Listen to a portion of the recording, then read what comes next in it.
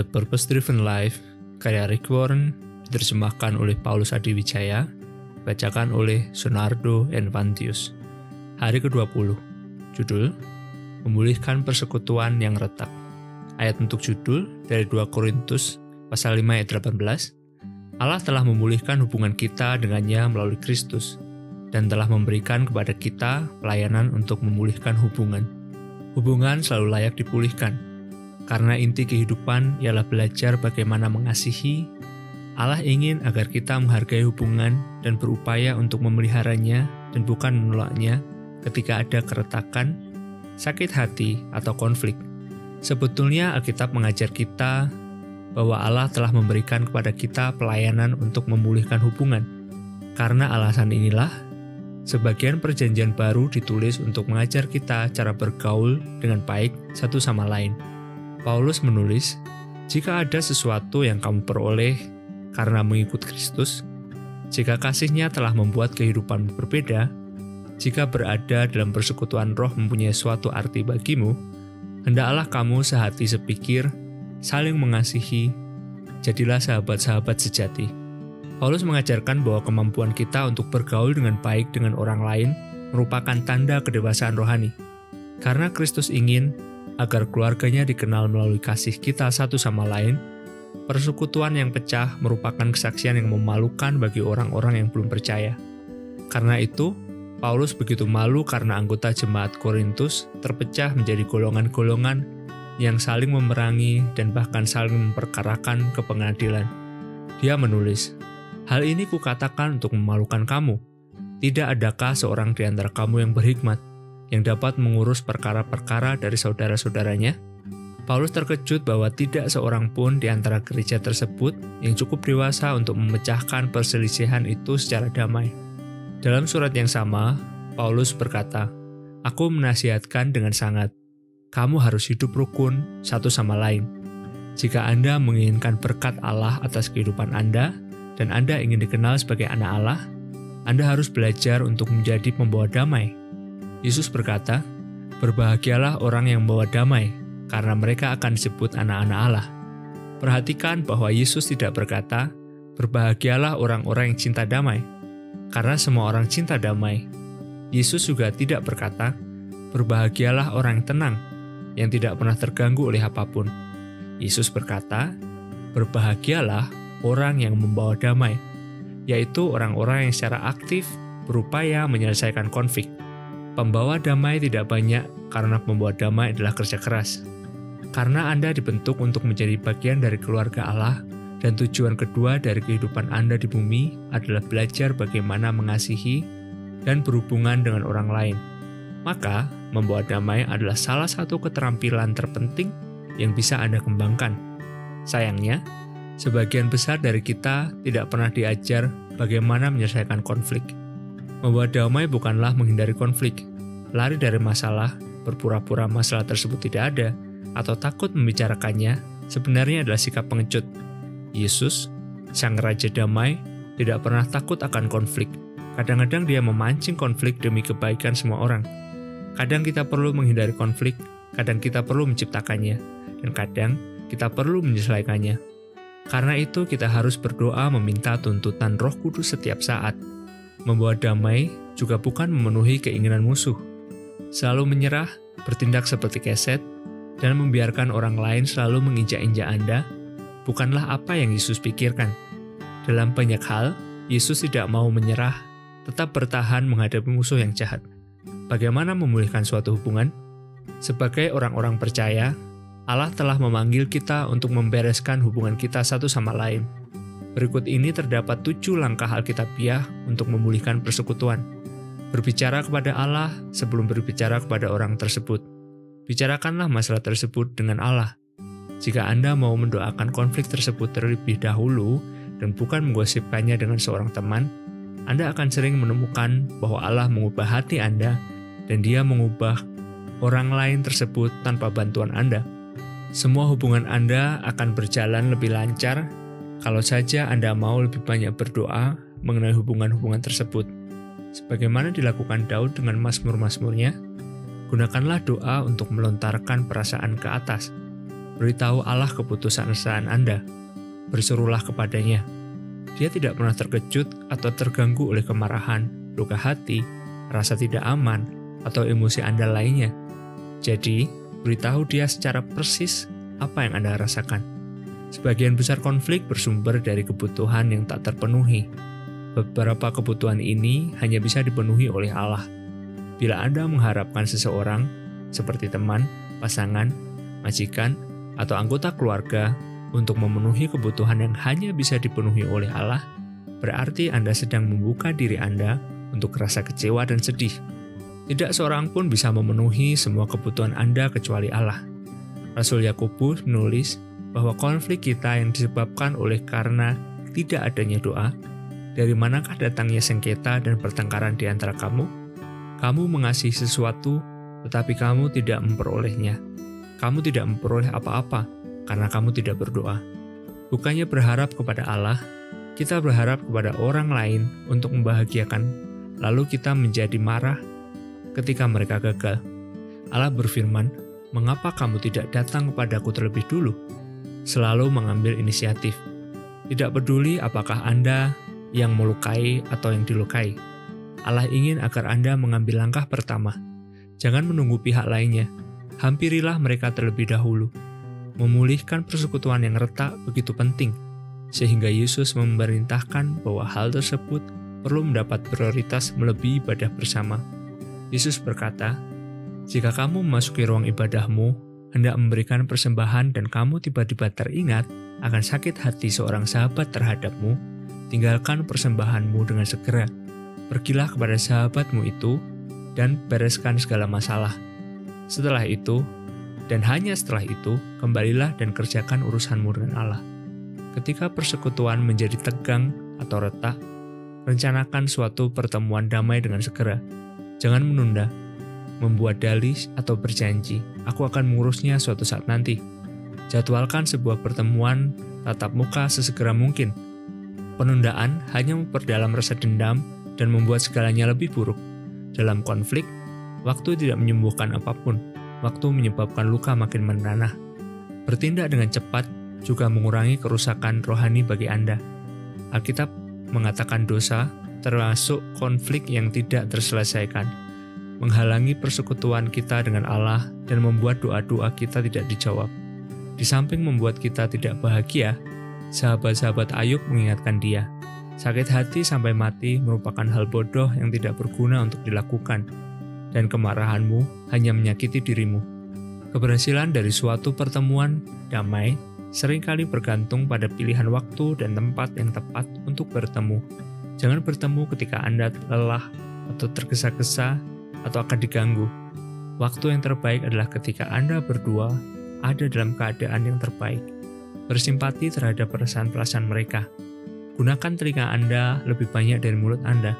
Sebelum mencoba memecahkan suatu perselisihan, Anda harus mendengarkan perasaan-perasaan orang terlebih dulu.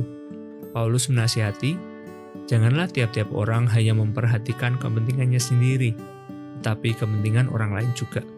Kata memperhatikan adalah dari kata Yunani skopos, yang darinya kita membentuk kata teleskop dan mikroskop. Itu berarti memperhatikan dengan teliti. Pusatkan perhatian pada perasaan-perasaan mereka, bukan pada fakta.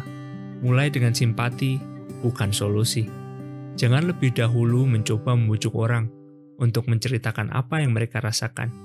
Dengarkan saja dan biarkan mereka mengeluarkan isi hati secara emosional tanpa bersikap membela. Mengangguklah bahwa Anda paham meskipun Anda tidak setuju. Perasaan tidaklah selalu benar atau masuk akal. Sebetulnya, sakit hati membuat kita bertindak dan berpikir dengan cara-cara yang bodoh. Daud mengaku, "Ketika aku merasa kesal dan hatiku seperti tertusuk, aku bodoh dan tidak mengerti. Aku seperti binatang di hadapanmu."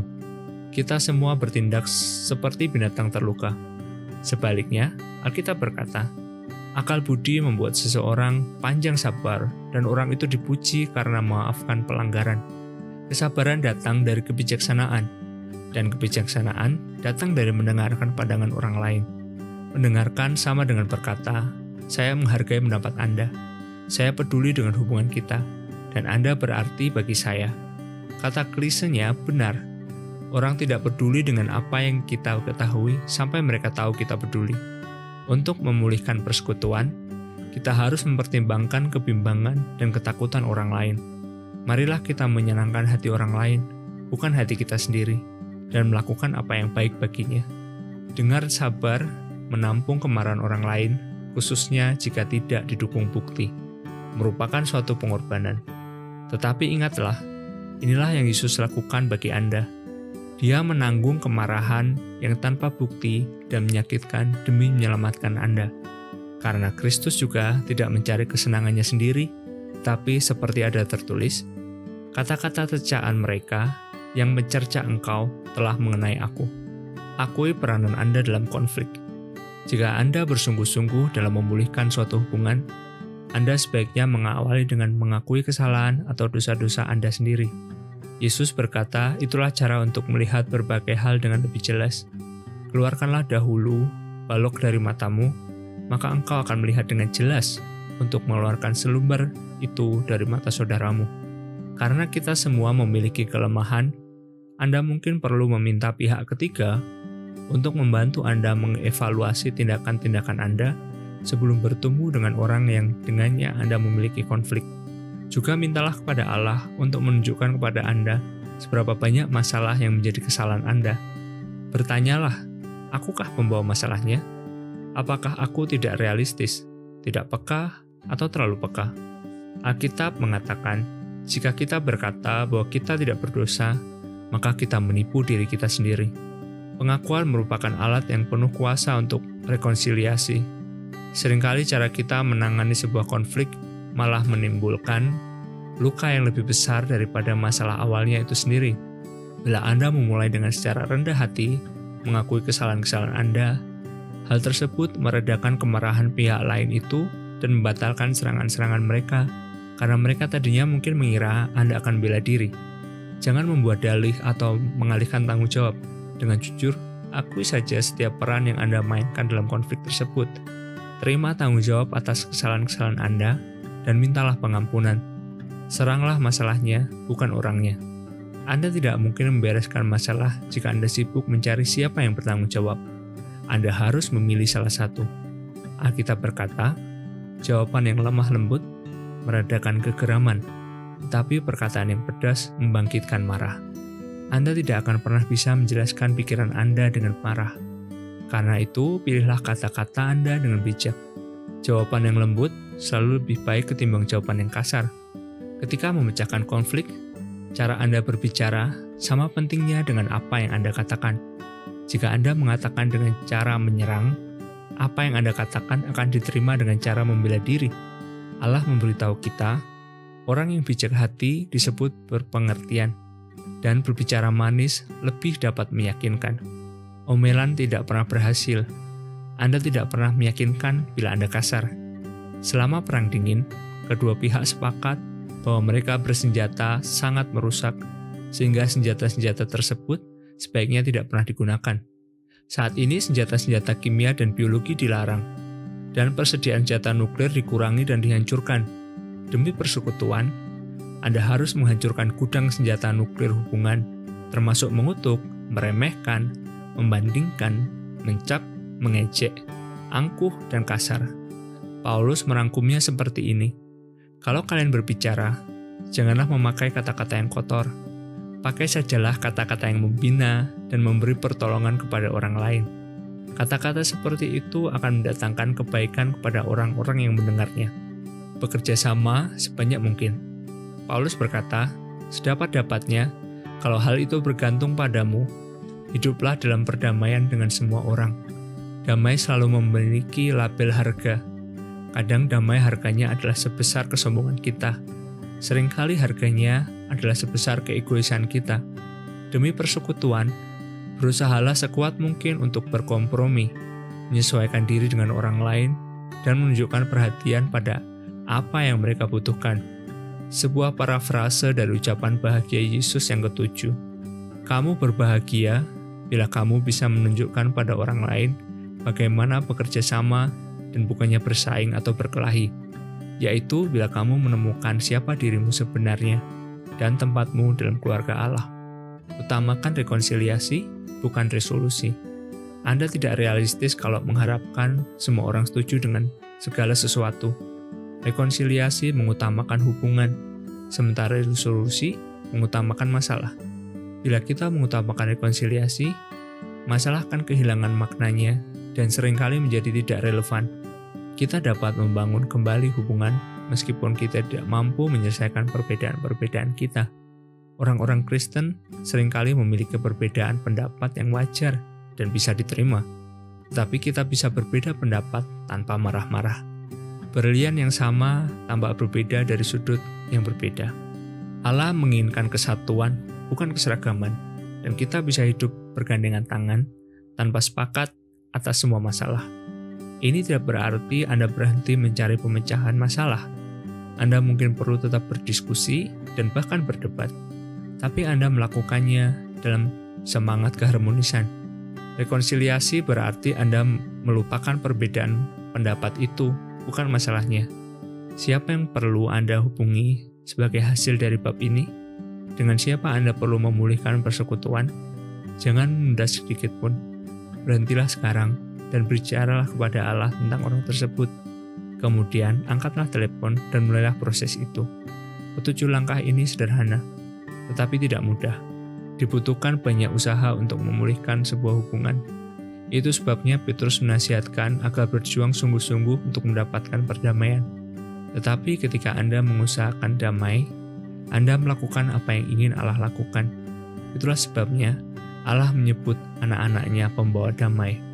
Pokok untuk direnungkan, hubungan selalu layak untuk dipulihkan. Ayat untuk diingat, dari Roma 12 ayat 18. Sedapat-dapatnya, kalau hal itu bergantung padamu, hiduplah dalam perdamaian dengan semua orang. Pertanyaan untuk dipikirkan, dengan siapa saya perlu memulihkan hubungan yang retak saat ini?